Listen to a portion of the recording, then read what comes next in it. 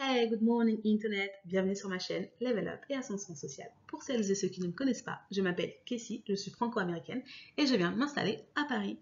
Alors je suis nouvelle sur YouTube, donc n'hésitez pas à vous abonner à la chaîne, à liker la vidéo, partager également, commenter. Alors aujourd'hui, nous allons parler d'un sujet épineux. Nous allons parler de Aya Nakamura et de ses mauvais choix amoureux.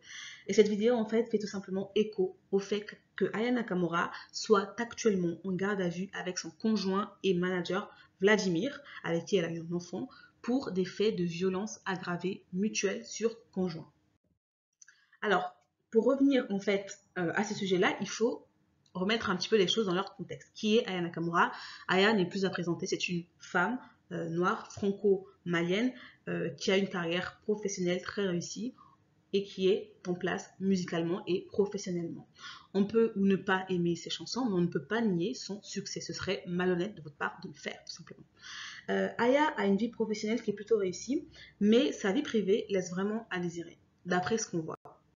Aya, ce n'est pas la première fois qu'elle se retrouve dans des situations un petit peu cocasses, dans des couples, d'une part mal assortis, mais aussi de l'autre, qui sont un petit peu dysfonctionnels, puisque Aya, il y a quelques années, elle a subi des violences conjugales, physiques, de la part de son ex-conjoint, qui est Niska.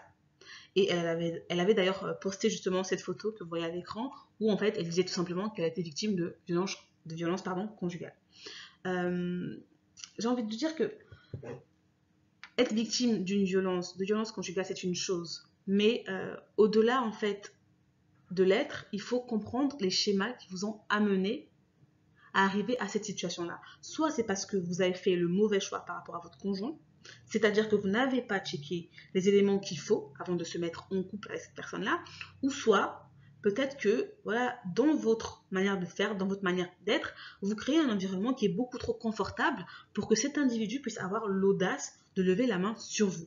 Évidemment, sur cette chaîne, on est contre toute forme de violence, qu'elle soit faite sur les hommes et les femmes, mais surtout, au-delà d'être contre, le but est vraiment de pouvoir analyser ce schéma-là qui a conduit vers ces violences, pour justement pouvoir les éviter par la suite.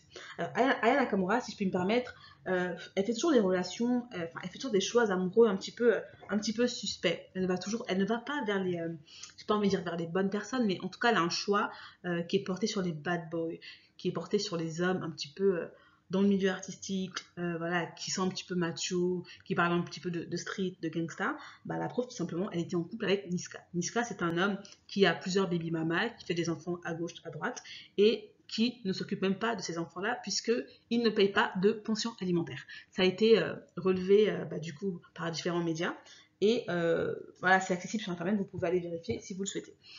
Donc, je disais que dans la vraie vie, les bad boys, en fait, c'est pas si mignon que ça. Les bad boys, c'est pas si beau, c'est pas si stylé. Ça peut être stylé 2 minutes dans des vidéos, voilà, de clips, de rap, etc. ou sur Instagram, mais dans la vraie vie, vous devez fuir les bad boys. Les bad boys sont des personnes qui sont instables psychologiquement, qui sont instables également émotionnellement, puisque pour eux, en fait, la meilleure manière de s'exprimer, la meilleure manière de transmettre leurs émotions, c'est par la violence. Et donc, vous devez fuir ce genre de personnes-là. Un homme qui n'est pas stable émotionnellement, un homme qui n'est pas stable en fait, psychologiquement, ne peut pas être en couple avec vous parce que en fait, vous prenez des risques tout simplement à vous mettre en couple, en relation avec ce genre de personnes. Et donc, vous devez fuir ce genre de personnes. Et également, une chose sur laquelle je souhaite revenir, c'est la violence. La violence, avant qu'elle soit physique, elle est avant tout psychologique. En fait, ça va commencer par des petits mots. Ça va commencer par des petites phrases. Ça va commencer par des insultes ensuite.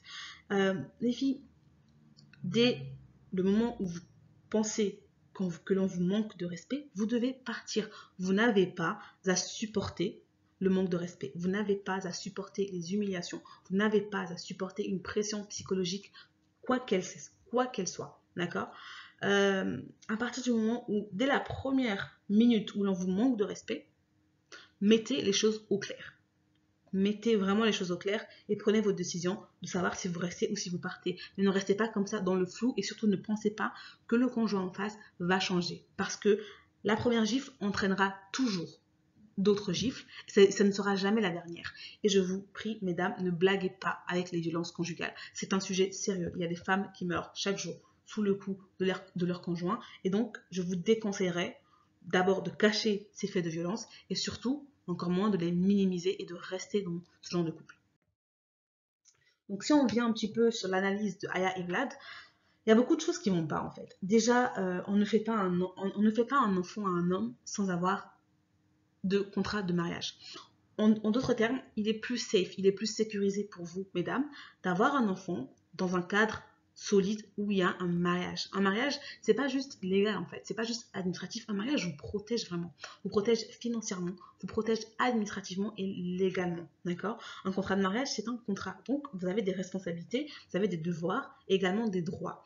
Et donc, faire un enfant sans mariage, je sais que c'est très courant actuellement, mais je suis désolée, c'est pas spécialement la meilleure option qui puisse être choisie par vous, tout simplement. Évitez vraiment de faire des enfants hors mariage et évitez également les hommes qui vous en proposent. Si vous êtes célibataire et sans enfants, dirigez-vous vers des hommes célibataires et sans enfants. N'essayez pas de vous mettre dans des situations cocasses où il y aura un ex, une ex-baby mama qui sera toujours là. En fait, un enfant, c'est un lien qui est sacré, on ne peut pas le couper en fait. Donc, faites vraiment attention à qui tout simplement vous faites des enfants. Voilà, ça c'est un petit peu la base, quoi. Mais j'aimerais quand même le rappeler parce qu'il y a des personnes qui ne l'ont toujours pas compris.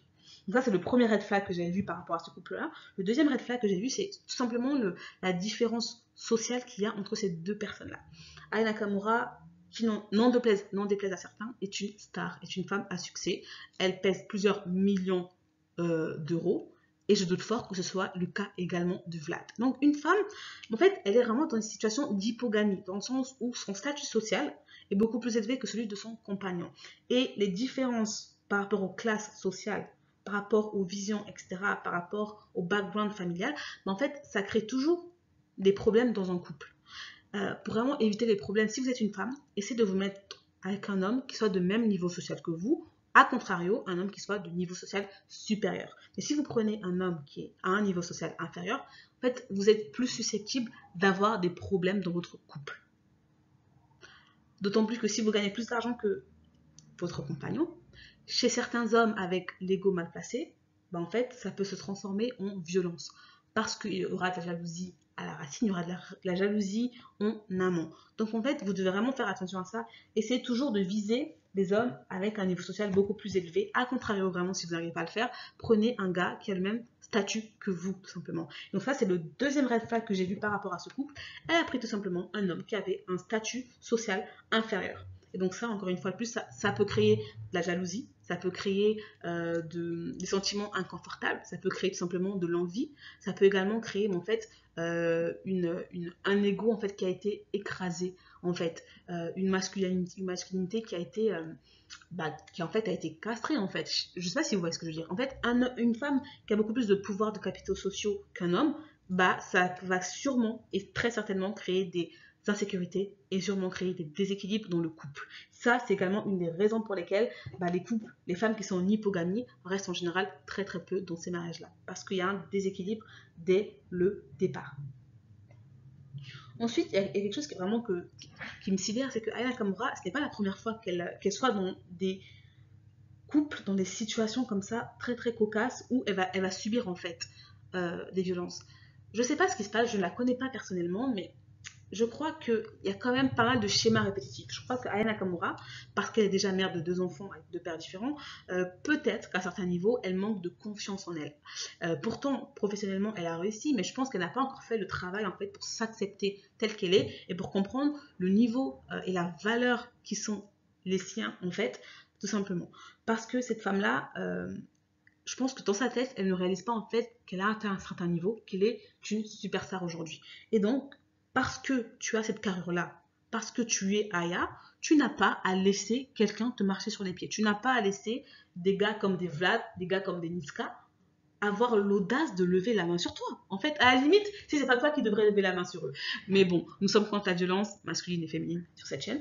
Mais quand même, Aya Nakamura, je veux dire, il faut qu'elle puisse se donner un genre. Il faut qu'elle puisse comprendre en fait que c'est quelqu'un. Et donc qu'elle mérite tout le respect du monde. Et même si c'était pas Aya Nakamura, en tant que femme et en tant qu'être humain, tout le monde mérite d'avoir du respect. Tout le monde mérite d'avoir un compagnon qui va respecter ses limites, respecter sa vision des choses, etc. Et qui n'aura pas, très certainement pas, l'audace et le culot de lever la main sur vous.